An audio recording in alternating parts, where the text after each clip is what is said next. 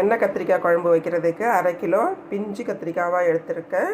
இதை நம்ம க்ளீன் பண்ணிவிட்டு 4ஆக பொளந்து எடுத்துடலாம்.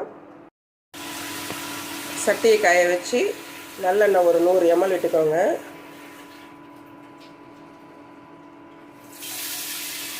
எண்ணெய் கத்திரிக்காய்ங்கிறதால கூட எண்ணெய் விட்டாகணும். எண்ணெய் காஞ்சதும் கடுகு பொரிஞ்சு முடிஞ்சதும் கருவேப்பிலை, 2 பெரிய வெங்காயம், ஒரு தக்காளி,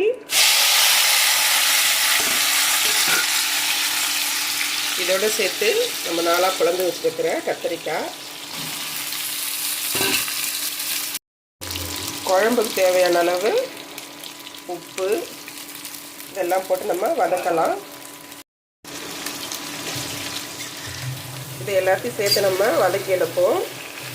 இதுக்கெல்லாம் நம்ம ஊற வச்சுக்கிற புளியை கரைச்சி எடுத்துகிட்டு வந்துடலாம். நடுவில் கிண்டி விடுங்க வதங்குற வரைக்கும். கத்திரிக்காய், வெங்காயம், தக்காளி எல்லாமே நல்லா வதங்கி போச்சு எண்ணெயிலேயே. அந்த ஸ்டேஜில் வீட்டில் அரைச்ச குழம்புத்தூள் 2 ஸ்பூன், 1/2 ஸ்பூன் கார மிளகாத்தூள், கரைச்சி வச்சுருக்கிற புளி தண்ணி,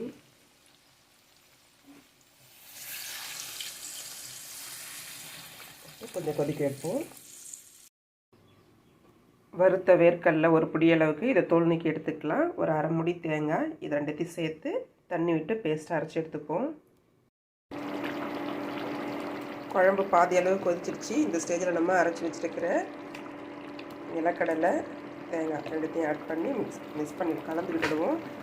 கலந்து விட்டுட்டு ஃபுல் சிம்மு ஒரு 15 நிமிஷம் வச்சிடலாம்.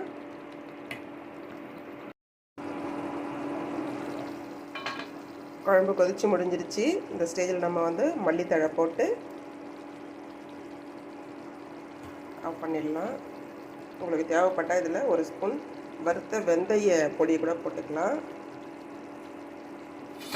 இந்த எண்ணெய் கத்திரிக்காய் இட்லி, தோசை, சாதம், சப்பாத்தி எல்லாத்துக்குமே செட் ஆகும்.